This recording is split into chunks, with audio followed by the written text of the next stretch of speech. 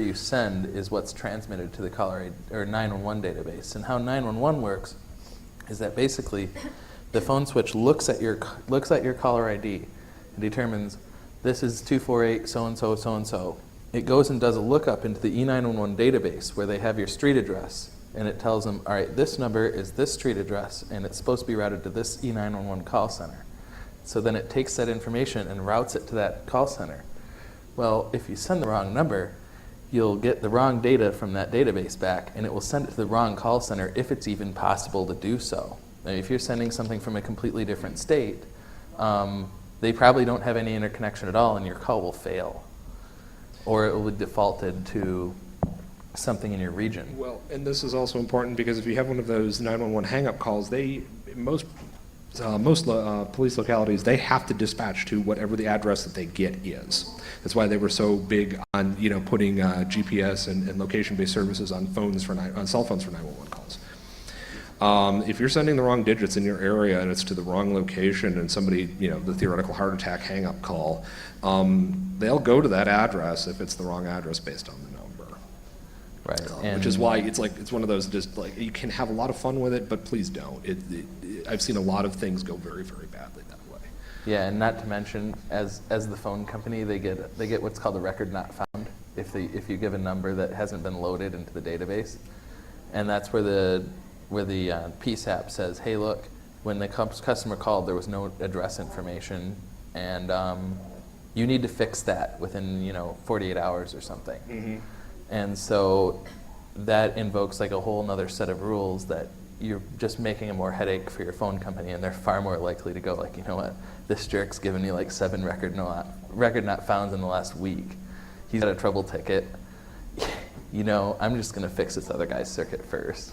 Or cut you off completely. Right.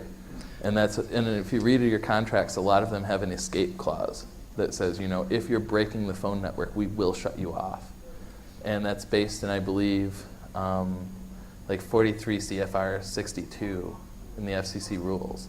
So even if it doesn't say it in your contract, we have the legal right to shut your circuit off if you're hurting the phone network. Yeah. And it's very non-specific as to what hurting is. Mm-hmm. There's a gentleman with a question in the back. A few minutes ago. I just want to bring up, there's sites that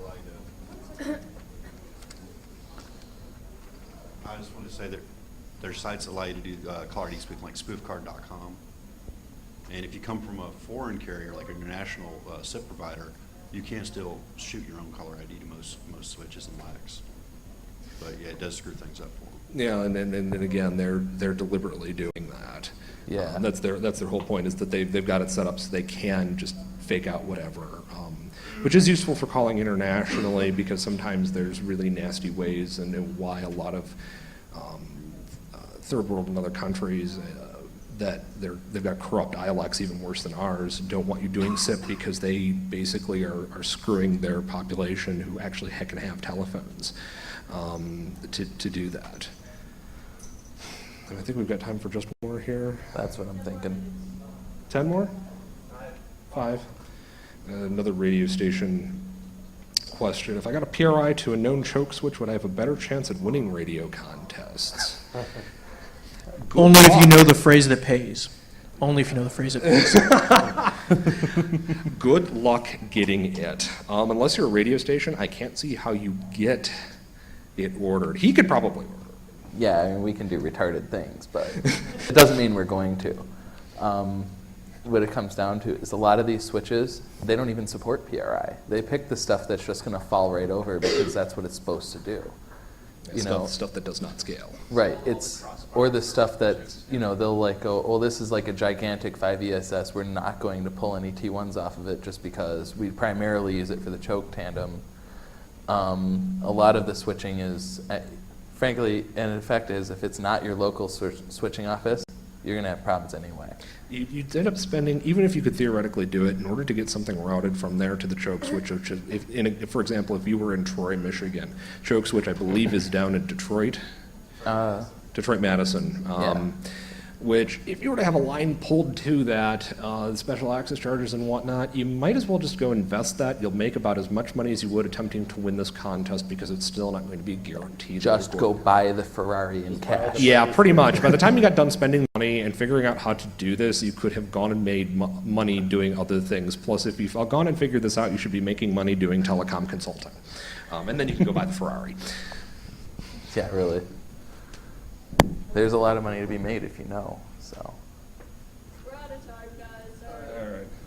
Okay, well, thanks for being a good audience. Thank you much. And we're probably going to go up to somewhere around the con suite. After So this. if you have any other questions, we'll address them as long as they're legal. I've had enough government trouble as is. If you've And been some here of us last wish year. to avoid it. Yeah.